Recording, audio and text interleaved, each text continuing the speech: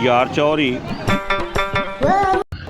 भुख भी बड़ी लगी है ते पैसा भी कोल को नहीं।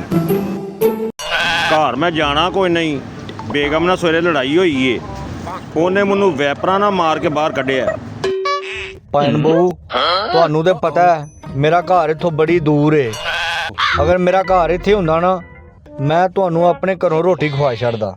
ਆ ਤੇਰੇ ਘਰੋਂ ਵੀ ਆਉਣ ਵਾਸਤੇ ਦੋਜ਼ਗੀ ਖਾਣੇ ਆਉਣੇ ਹਨ ਤੇਰੇ ਘਰੋਂ। ਇੱਕ ਹੱਲ ਹੈ ਵੇ। ਉਹ ਕੀ? ਉਹ ਮਤਲਬ ਕੈਸਰ ਨਹੀਂ ਮੋਟੂ?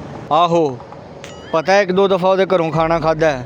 ਯਾਰ ਕਮਾਲ ਮਜ਼ਾ ਆਉਂਦਾ ਹੈ। ਉਹਦਾ ਘਰ ਇੱਥੇ ਨਜ਼ਦੀਕ ਹੀ ਏ। ਭਾਬੀ ਨਾ ਚਾਟੀ ਦੀ ਲੱਸੀ ਵੀ ਬਣਾਉਂਦੀ ਏ, ਉਹ ਵੀ ਪੀਵਾਂਗੇ। ਠੀਕ ਹੋ ਗਿਆ। ਇੱਥੋਂ ਨਜ਼ਦੀਕ ਹੀ ਹੈ ਘਰ। ਆਹੋ ਉਹਦਾ ਘਰ ਇੱਥੇ ਨਜ਼ਦੀਕ ਹੀ, ਉਹਦੇ ਘਰ ਚਲੀਏ। ਚਲੋ ਰੋਟੀ ਇੱਕ ਹੀ ਖਾਈ ਮਾਮਾ, ਬਹੁਤੀ ਨਾ ਖਾਈ, ਮੈਨੂੰ ਭੁੱਖ ਲੱਗੀ ਏ। ਸੁਬਾਹ ਤੂੰ ਕੀ ਕਰ ਰਿਹਾ ਏ? ਸਵੇਰੇ ਮੈਂ ਮਹੱਲੇ ਦੀ ਨਿਸ਼ਾਨਦੇਹੀ ਕਰ ਰਿਹਾ। ਮਹੱਲੇ ਦੀ ਨਿਸ਼ਾਨਦੇਹੀ ਸਮਝ ਨਹੀਂ ਆਈ। ਉਹ ਸਵੇਰੇ ਉੱਥੇ ਜਾ ਕੇ ਮੰਗਣਾ ਨਹੀਂ। ਉਹ ਕਿੱਥੇ ਗੁਰਿਆ ਗਿਆ ਘਰ ਉਹਦਾ ਮਾਰ ਛੜ ਲੱਗਾ ਏ। ਭੈਣ ਬਹੂ ਇਹ ਘਰ ਜੇ।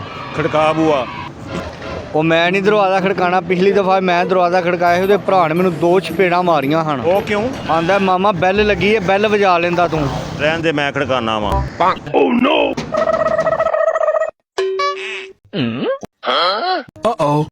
ਸੁਣਾ ਬਈ ਕੈਸਰ, ਕੀ ਹਾਲ ਈ? ਤਬੀਅਤ ਠੀਕ ਹੀ ਨਾ? ਸ਼ੁਕਰ ਅੱਲਾ ਦਾ ਠੀਕ ਠਾਕ। ਯਾਰ ਅਸੀਂ ਨਾ ਗੱਲਾਂ ਤੁਹਾਡੀਆਂ ਮੁੱਕਣੀਆਂ ਨਹੀਂ। ਪਹਿਲਾਂ ਮੇਰੀ ਗੱਲ ਸੁਣੋ ਤੁਸੀਂ, ਠੀਕ ਹੈ? ਮੇਰੀ ਬੇਗਮ ਗਈ ਹੈ ਪੇਕੇ, ਠੀਕ ਹੈ? ਸੇਫ ਦੀਆਂ ਚਾਬੀਆਂ ਵੀ ਉਹਦੇ ਕੋਲ ਨੇ। ਮੈਂ ਲਿਆਉਣੀ ਸੀ ਦਵਾਈ, ਰੁਪਈਆ 200 ਦਿਓ, ਮੈਂ ਦਵਾਈ ਲੈ ਆਵਾਂ।